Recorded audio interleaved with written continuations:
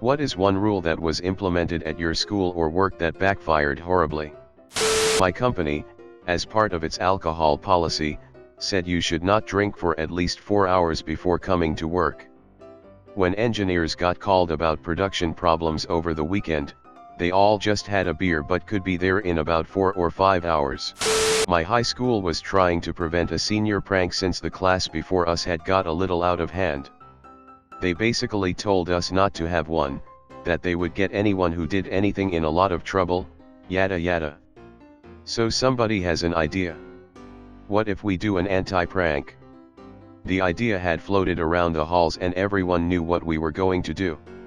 For an entire week, every senior was going to bring a potentially threatening item for a senior prank, and do nothing with it.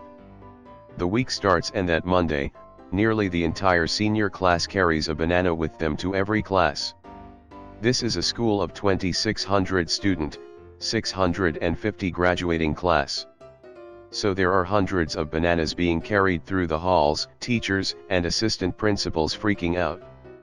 By noon, an announcement was made that all bananas needed to be eaten or thrown away or they would be confiscated.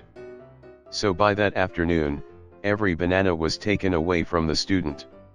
The next day got even better. Somebody has the idea that we should all bring a gallon jug of water with us to class. And to no one's surprise, again there is an announcement that they are going to start taking up the water jugs for fear of what we are going to do with them.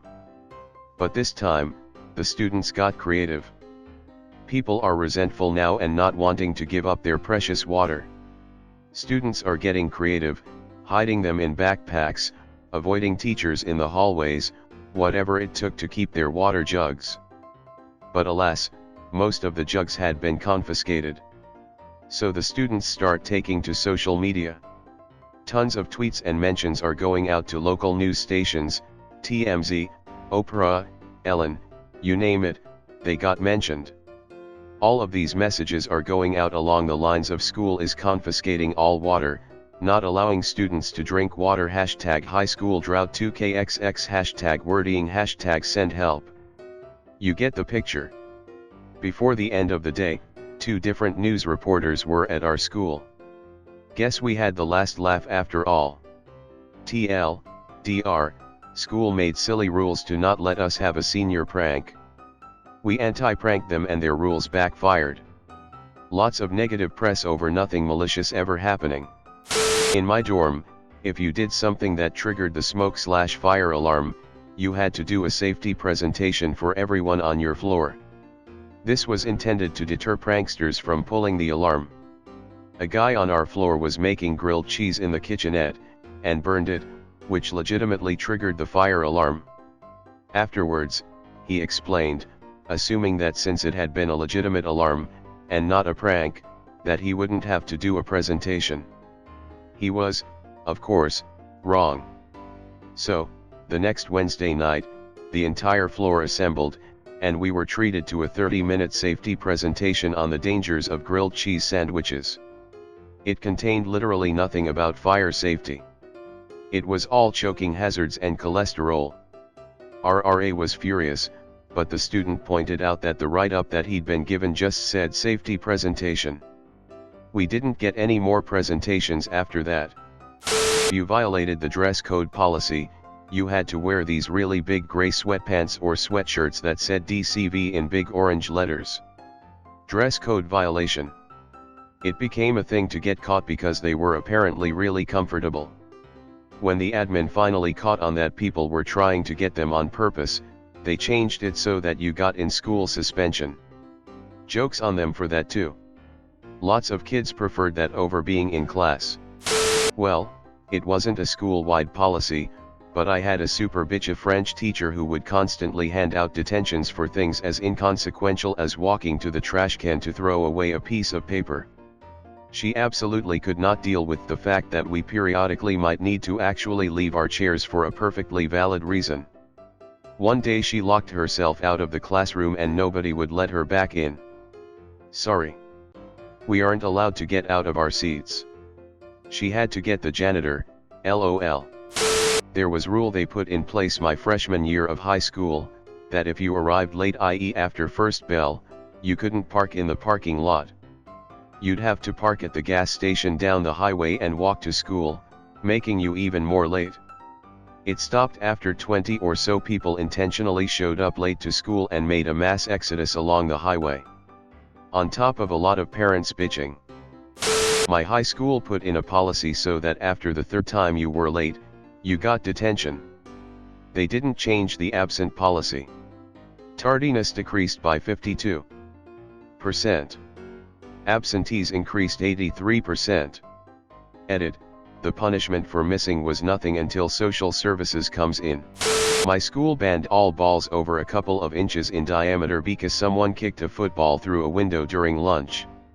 Most of us that walked home walked past the woods by the golf course and had a ready supply of golf balls as a result. Golf balls were allowed under the new rules due to their size. 3 broken windows in one lunch period later they weren't. When I was in kindergarten, during the morning announcements one day they came on and said, "And please no throwing snowballs. There is a chance you might accidentally get some rocks in them." You could see on the faces of all 20-some students the realization that OMG we could put rocks in them. I'm a programmer. On a previous job, the developers and teams were measured by the number of feature requests they completed. We figured out to subdivide everything to blow it up into the maximum number of feature requests possible. A manager might request a new report. We'd set up separate feature tickets for create button, make button blue, make button respond when clicked, implement business logic, display results in grid, allow sorting of grid, and so on. We'd subdivide a one-day task into 21-hour tasks. Management loved it. Our team looked 20 times as productive, despite deliberately slowing ourselves down with red tape. Went to a private school for elementary, where uniforms were strict. If you didn't wear a belt you'd go to the principal's office and he would make you use a shoestring. Well, when he opened the drawer there was like 6 different colors and everybody thought it was really neat, so for a short period of time there was a bunch of kids coming to school with no belt so they could wear their lime green shoestring belt. Don't do anything unless directed by your boss. Any deviation from this will result in write-up/termination. This was a very literal directive from upper management that took place after an office incident. Our work is very fluid, and our team alone contained 20 people. Needless to say, productivity hit unfounded lows. New manager got rid of the sofa in the break room so people couldn't nap on their hour-long lunch break. No one overslept or took the piss, but it was good to have the option on a tough day. Stoner guy started sleeping in other places, including in between walls and in the warehouse. That's when we started losing him and couldn't find him, as he'd go into a deeper sleep and was less likely to be disturbed. He didn't lose his job somehow, that place had a hard time hiring. Edit, to clarify where Stoner guy would go, we'd find him in between walls and shelves. It was a DIY store that had been something else years before, so there were random partition walls and oddly laid out shelving units everywhere, a real stuff show of a store layout. He had quite a few places to hide in and nap. They made a new rule where we had to ask permission to use the restroom during lunch. We all coordinated and the whole cafeteria would raise their hands at once to request to go. They responded by sending us 2 at a time. We did this for a few days, then changed our procedure to everyone just getting up at once and going to the restroom without permission. They didn't ever officially do away with the rule, but the teachers on duty in the lunchroom eventually just stopped enforcing it.